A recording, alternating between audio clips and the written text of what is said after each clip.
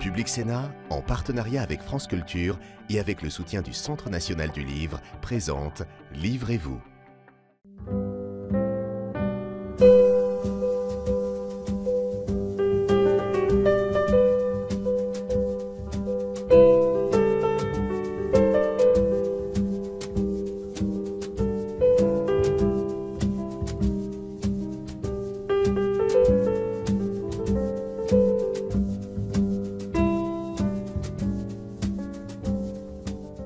Bonjour et bienvenue dans la version de poche de Livrez-vous, votre émission littéraire sur Public Sénat en partenariat avec France Culture, une émission déconfinée mais pas encore libérée. Comme vous le savez, cet été, il est plus que probable que nous passions nos vacances en France. Et c'est la raison pour laquelle j'ai choisi d'inviter deux auteurs qui évoquent la France, qui évoquent certains coins de France. Je vous les présente immédiatement. Tout d'abord, François Sureau, bonjour. Bonjour.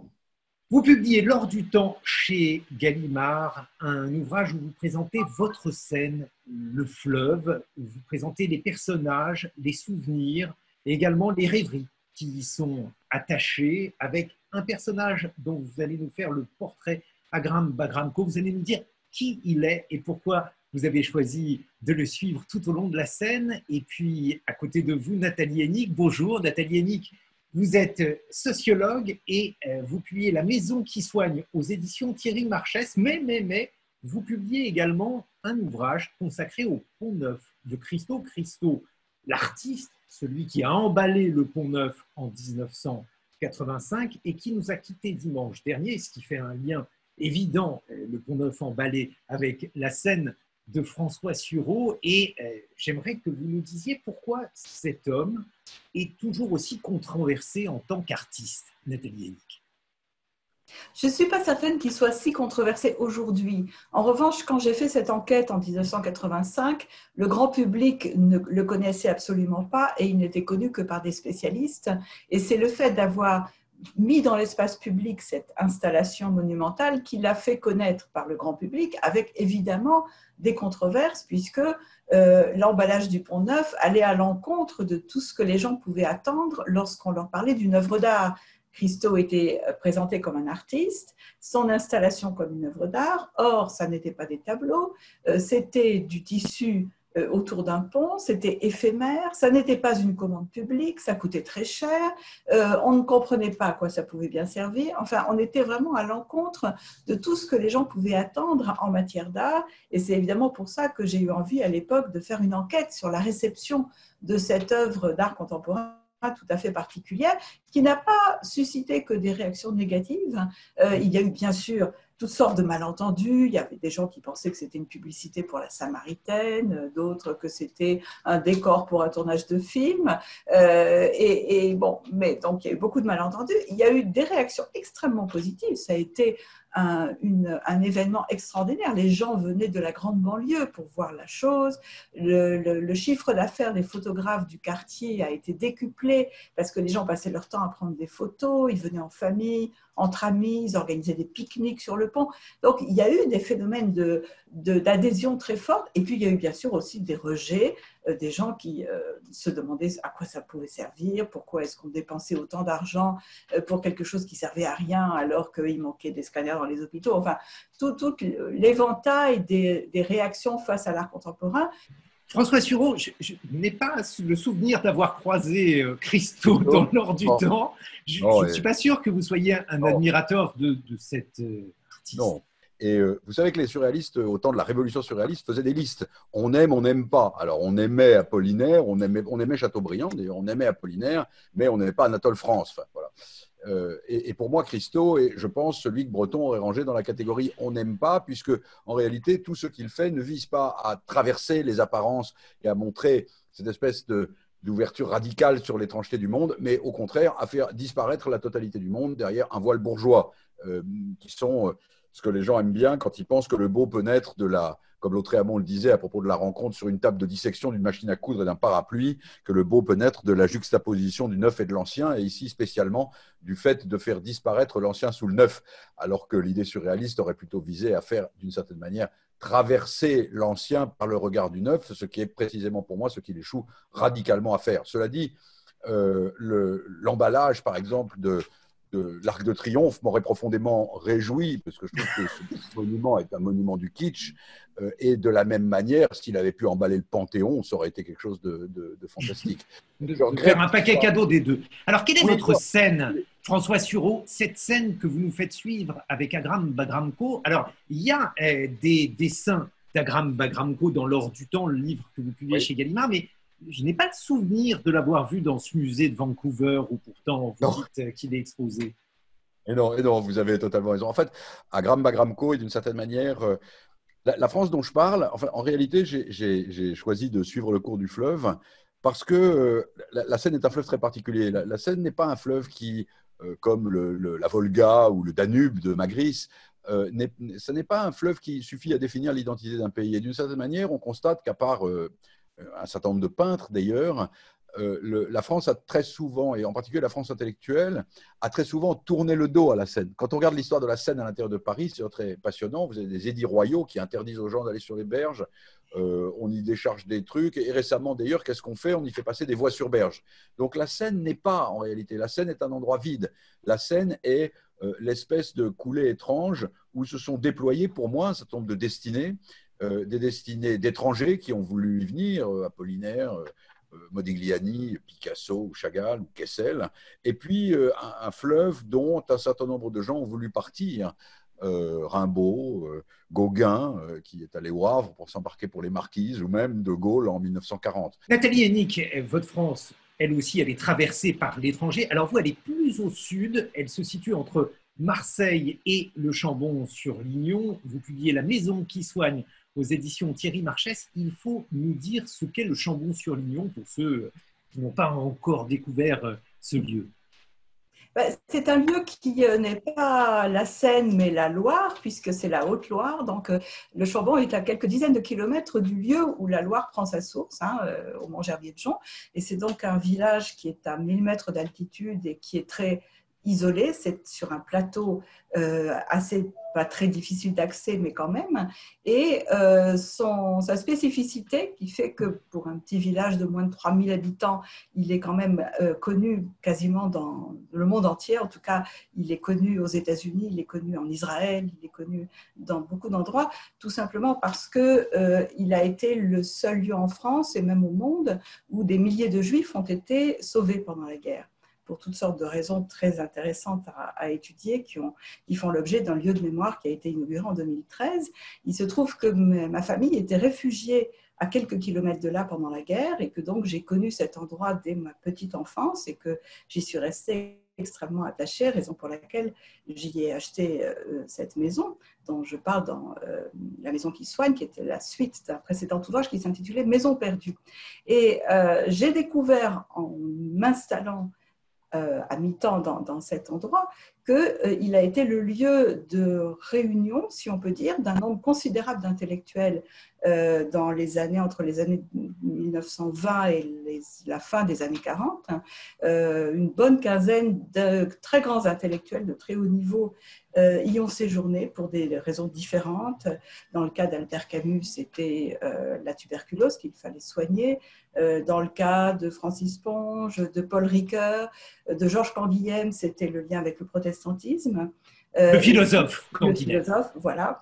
Et puis, il y a aussi un certain nombre de Juifs qui ont été réfugiés pendant la guerre, dont le grand historien Jules Isaac, dont André Chouraki, dont le mathématicien Alexandre Grothendieck, enfin voilà, toute une série de très grands intellectuels qui ont écrit des œuvres sur le plateau ou qui les ont conçues et auxquelles j'ai consacré il y a 2 ans une exposition et un ouvrage Écrivains et penseurs autour du Chambon-sur-Lignon. Et donc c'est ainsi que se dessine votre France, une France qui peut rejoindre aussi les choix de François Sureau, puisque il y a un certain nombre de personnages que vous affectionnez qui ne sont pas forcément des personnages très connus. Il y a par exemple Mangin, le général Mangin, dont il faut que vous nous rappeliez la mémoire, François Sureau, dans son opposition à Pétain. Voilà, alors il y a Mangin, mais avant, je suis très content quand Nathalie évoquait la figure de Georges Canguilhem, qui est également une des figures, parce que ce sont, ma remontée de la Seine, c'est des souvenirs qui sont pour moi des souvenirs bénéfiques. Je veux dire, comme beaucoup de gens, j'ai passé quand même les 20 dernières années dans un pays déchiré entre le doute de soi, l'amertume et le ressentiment. Et au fond, la contemplation des figures bénéfiques est extraordinaire. Et il y a un passage magnifique de Canguilhem, c'est quand il prononce l'éloge de Cavaillès. C'est une chose qui compte énormément pour Il moi. faut rappeler, François Sureau, qui sont Canguilhem et également Cavaillès. Georges Canguilhem était un très grand professeur de philosophie et Canguilhem a été également un des grands philosophes de son temps. C'était un épistémologue, un spécialiste d'histoire de France, d'histoire des sciences. Et Canguilhem a eu... il est l'un des personnages d'ailleurs de l'Armée des Ombres de Melville, où il est joué par Paul Meurice. Et Canguilhem et Cavaillès est mort, c'est un compagnon de libération qui a été arrêté et qui a été exécuté, qui est mort en héros dans la résistance. Alors que jamais auparavant, et ceci est important, que jamais auparavant il n'avait donné l'indication d'une quelconque orientation politique particulière. Ce n'était pas le genre d'homme à signer des manifestes, ce n'était pas le genre d'homme à protester partout, ce n'était pas le genre d'homme à s'indigner. Et puis au moment de la plus grande épreuve, il a fait un choix radical. Et quand Canguilhem prononce son éloge dans une petite cérémonie à la rue d'Ulm, il dit simplement, face à un parterre composé de théoriciens de l'existentialisme, voilà donc un homme qui n'aura rien fait d'étudier l'histoire de France et l'histoire des sciences, et qui, au moment d'eux, etc., que les sectateurs, les doctrinaires, que les doctrinaires de l'engagement, et on voit très bien qui ils visent, fassent aussi bien la prochaine fois s'ils le peuvent.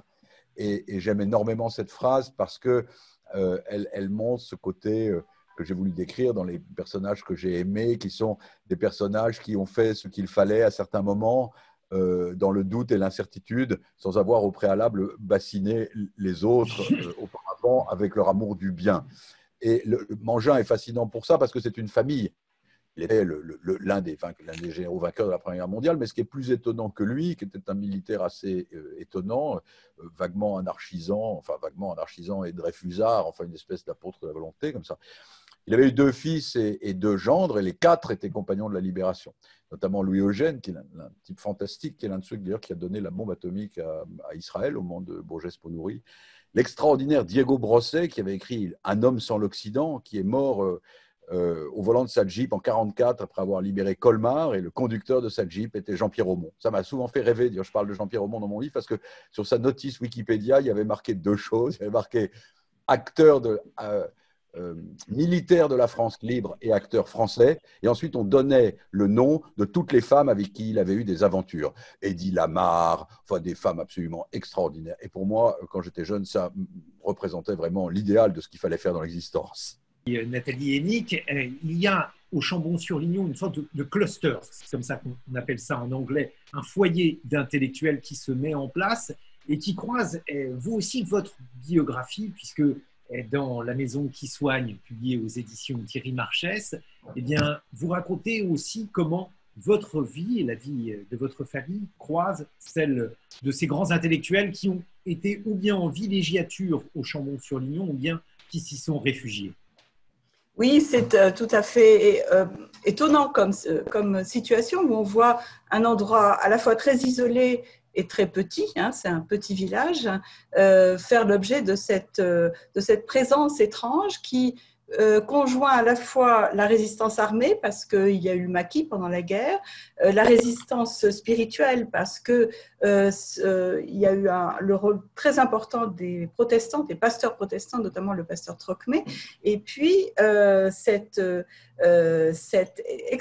extraordinaire floraison de gens qui soit étaient réfugiés en raison de ce qui se passait, en raison des persécutions, soit ont choisi le lieu. Il faut dire que le caractère très protestant du lieu a beaucoup attiré de protestants. Je suis moi-même issue d'une famille juive d'un côté, protestante de l'autre, et ça joue évidemment sur l'atmosphère d'un lieu qui tient sa caractéristique non seulement des paysages qui sont très, très typés et très beaux. Dans le panthéon personnel de François Sureau, il y a des choses qui résonnent avec cela. Il y a le jansénisme, il y a Port-Royal, il y a Pascal, François Sureau. Ça n'est pas uniquement le protestantisme qui résonne, c'est en fait l'ensemble de cette manière-là d'envisager la spiritualité.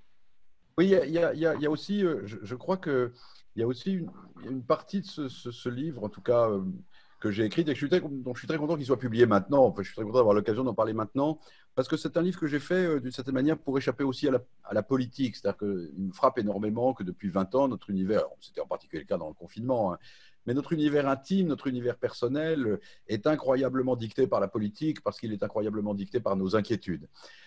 Alors qu'on se rend compte que quand on contemple un certain nombre de destinées particulières qui vont de Chateaubriand, André Breton, ou celle de Pascal, ou celle d'autres personnes, on se rend compte qu'en réalité, il y a toute une espèce de tuf français très littéraire, formé d'un caractère réfractaire et d'un amour étrange de la vie, qui à certains moments les dispose à une action politique particulière, mais sans que la politique forme le tout de leur existence.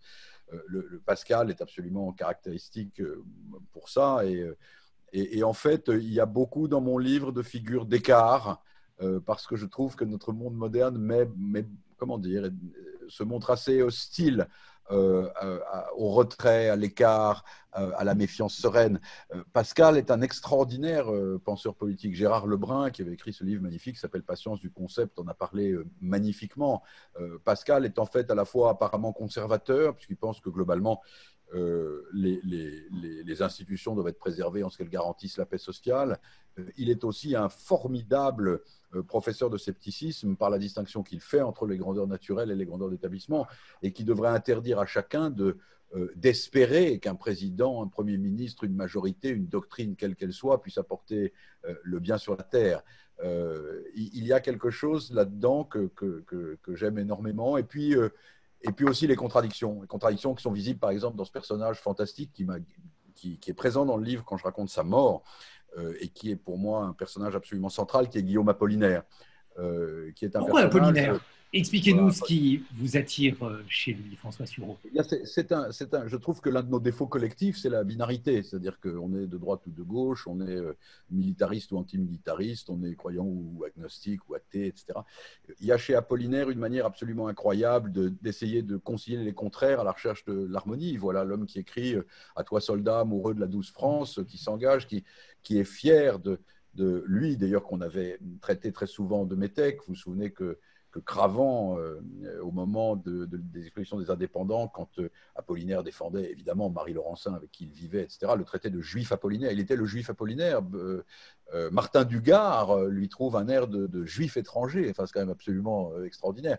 On voit dans la destinée d'Apollinaire vivre en creux la totalité des xénophobies françaises de cette époque, et lui avait voulu certainement s'intégrer, devenir français. Sa croix de guerre était quelque chose d'énorme pour lui, sa Légion d'honneur, le rêve de l'Académie française. En même temps, comme dit l'autre, il fait représenter les mamelles de Tirésias, qui est quand même un immense texte féministe, où la femme du roi oblige le roi à procréer parce qu'il est injuste que seules les femmes procréent. Comme dans ce Chambon sur Lignon, Nathalie Hennig, qui, vous l'avez évoqué tout à l'heure, est une réunion de gens tout à fait étonnants, avec une sorte de mystère, le mystère du bien, puisqu'on évoque souvent le mystère du mal, mais là, il s'est passé quelque chose de très particulier au Chambon sur Lignon, c'est le village collectivement qui a sauvé des juifs, des enfants, et des personnes adultes. Bref, comment explique-t-on, vous qui êtes également sociologue, Nathalie Hennig, comment explique-t-on qu'un village, qu'une vallée collectivement se soit liguée pour empêcher que ces gens-là meurent? Je crois que c'est très fortement lié à l'histoire de l'enracinement protestant et à la fois du lien très ancien entre le protestantisme et le judaïsme, puisque bien évidemment l'Ancien Testament est la Bible des protestants, et par ailleurs le souvenir des persécutions qui est quand même encore présent, parce que les persécutions très violentes contre les protestants au XVIIIe siècle, suite à la révocation de l'édit de Nantes, sont encore dans les mémoires. Elles ne remontent qu'à quelques générations. Leur souvenir se transmet de génération en génération. Justement, concrètement, comment s'y sont-ils pris pour que les Juifs qui étaient cachés dans ces fermes soient avertis lorsqu'il y avait un risque? Comment il y avait toutes sortes de stratagèmes. On venait d'un signe, alors la porte de la grange sera ouverte si jamais il y a un danger. Il y avait aussi, il faut parler quand même de la mobilisation des réseaux d'entraide juive, hein, l'œuvre de secours aux enfants, enfin toutes sortes de réseaux juifs et de résistance juive, le Joint, etc., qui ont beaucoup fait. les réseaux collectifs protestants ou pas protestants, certains étaient même également catholiques, qui ont sorti notamment des enfants et des adolescents des camps de Gurs, de Rivesaltes, etc., pour les faire venir sur le plateau. On a tous ceux qui, tout simplement des paysans, dont Chouraki nous raconte qu'ils attendaient le petit train dans de minuscules édicules en pleine campagne qui étaient les arrêts du petit train, hein, et qui attendaient au cas où, à tout hasard, il y aurait des enfants juifs à venir secourir et abriter. Il y avait aussi ces noms de code. On vous apporte 3 Anciens Testaments, ça voulait dire 3 Juifs à sauver. Bon, enfin, voilà, il y avait toute une série d'anecdotes, hein, mais réelles, qui racontent très bien toutes ces histoires. Alors, il y a eu plusieurs films qui ont été consacrés au Chambon-sur-Lignon pendant la guerre. Il y a eu plusieurs ouvrages. Enfin, ça commence à devenir quelque chose d'assez connu. C'est une sorte c'est en train de devenir un petit peu légendaire, mais je crois que c'est une légende qui mérite d'être connue et transmise parce qu'elle est exemplaire. C'est le seul lieu mémoriel qui soit positif et non pas négatif, c'est-à-dire un lieu mémoriel de la Seconde Guerre mondiale qui soit un lieu de sauvetage et non pas de destruction. C'est vrai. Dans ce lieu de mémoire qu'est le livre que vous avez signé, François Sureau, il y a différents personnages. Alors, il y a des personnages héroïques, on a parlé de Mangin, il y a des personnages animaliers comme Babar, et puis il y a des personnages parisiens à l'apparence plus modeste. Je pense à Maigret, par exemple, François Sureau.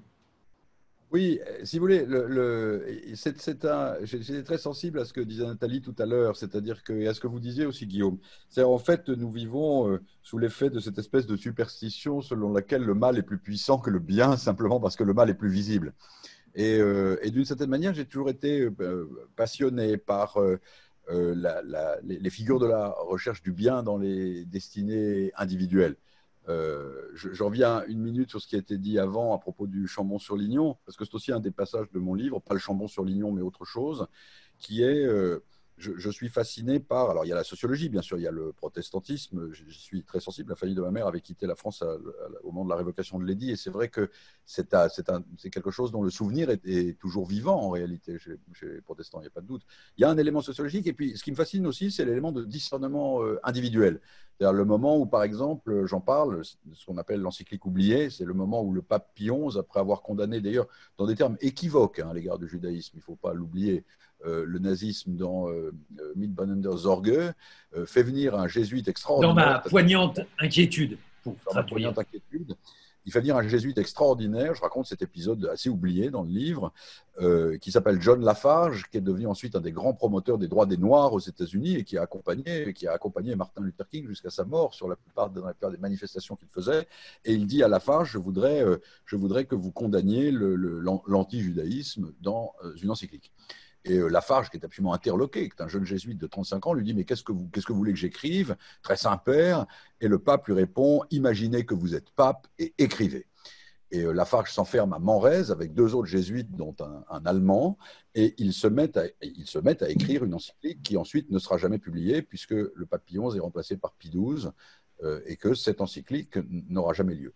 Et je suis absolument fasciné de voir dans une conscience individuelle comme celle de Lafarge naître cette idée. Vous avez ça dans un autre personnage du tome 2 de L'Or du Temps que je suis en train d'écrire, une femme extraordinaire qui s'appelait Marie Skopskov, qui était une femme, une Russe, cousine de Scriabine, réfugiée en France en 23 ou 24, 2 fois divorcée, un enfant naturel, se convertit à l'orthodoxie. Elle était l'amie de Trotsky. Elle avait été successivement mère bolchevique puis mère blanche de son bled en Russie. Ensuite, elle émigre et elle fait un truc genre CIMAD, c'est-à-dire qu'elle crée une association pour les réfugiés. Et en 40, elle discerne tout de suite le caractère maléfique du nazisme. Et elle est déportée avec son fils. Elle est morte à Ravensbrück. Geneviève de Gaulle a magnifiquement parlé d'elle.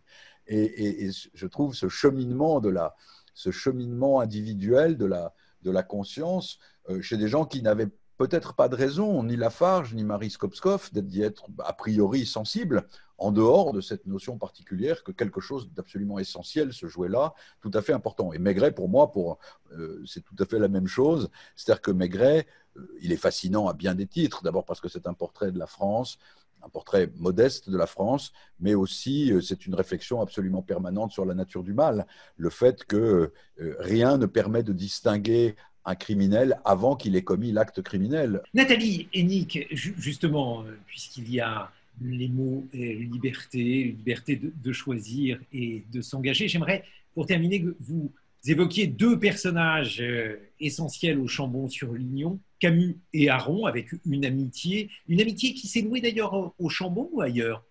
Non, elle existait à Paris, hein. Ils se sont connus à Paris. Mais il se trouve que Camus a passé, en fait, il a été confiné littéralement au Chambon-sur-Lignon entre août 42 et novembre 43 pour des raisons qu'on pourra trouver dans les livres sur la question.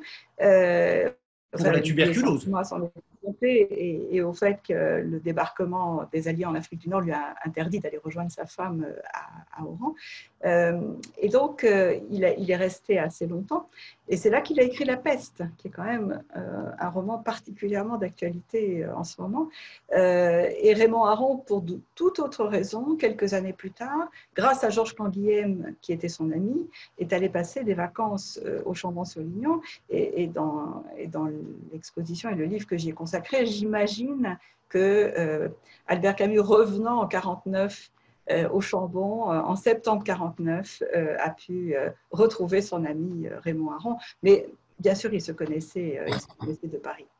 Et évidemment, ils ont incarné tous les deux, c'était des grands intellectuels qui ont incarné dans l'après-guerre une pensée libérale au bon sens du terme, une pensée antitotalitaire, à une époque où c'était plutôt les sartriens qui prenaient non seulement un engagement, mais une adhésion à l'idéologie stalinienne. Or, le paradoxe de la situation, c'est que Sartre, qui n'a jamais résisté et qui a même très tranquillement profité de l'occupation, a prôné après-guerre l'engagement le plus radical, alors que Aron et Camus, qui faisaient figure de droite parce qu'ils n'étaient pas du côté du Parti communiste et des staliniens, sont eux des très grands résistants, puisque Raymond Aron rejoint De Gaulle dès juin 40 et que Aron a été un grand résistant. Donc là, il y a vraiment un paradoxe de l'histoire de la pensée française de la seconde moitié du XXe siècle qui se noue d'une certaine façon au Chambon-sur-Lignon. Un mot de conclusion, François Sureau. Quelque chose d'encourageant d'une certaine manière qui me... Voilà, sur l'étrangeté, sur les origines différentes, sur la diversité. J'ai eu la curiosité d'aller rechercher le dossier de naturalisation de Joseph Kessel, parce que j'écris un chapitre sur Kessel, j'aime beaucoup Kessel, et donc je suis allé rechercher son dossier de naturalisation, et ça m'a rendu confiance en l'administration française. Il m'arrive de la critiquer, ça m'a rendu confiance en elle. Il y a un rédacteur anonyme qui a marqué... il a gardé, au moment du décret, alors il est naturalisé français après s'être engagé volontaire, avoir été combattant dans l'aviation, d'où l'équipage, et il se réengagera ensuite, comme on sait, au cours de la Deuxième Guerre mondiale dans la France libre. Et sur son dossier, il y a marqué il y a une petite note dans laquelle il y a écrit il a incontestablement gardé quelque chose de russe. Ses manières laissent à désirer, mais non son sentiment patriotique. Je trouve ça absolument magnifique. Écoutez, c'est merveilleux de vous entendre tous les deux, mais malheureusement, il faut nous quitter. La possibilité pour continuer à entendre vos voix singulières, c'est de vous lire Nathalie Hennig, La maison qui soigne. C'est aux éditions Thierry Marchès, et puis on peut aussi se rendre au Chambon-sur-Lignon pour aller voir sur place ces lieux de mémoire qui sont effectivement des lieux de mémoire positifs. Et puis François Sureau, L'or du temps, chez Gallimard. Là aussi, on peut se promener sur vos traces. François Sureau, de Troyes à Paris. Et puis, la suite est à venir, puisque vous promettez qu'il y aura 2 autres tomes. Merci d'avoir été avec nous. À très bientôt sur Public Sénat.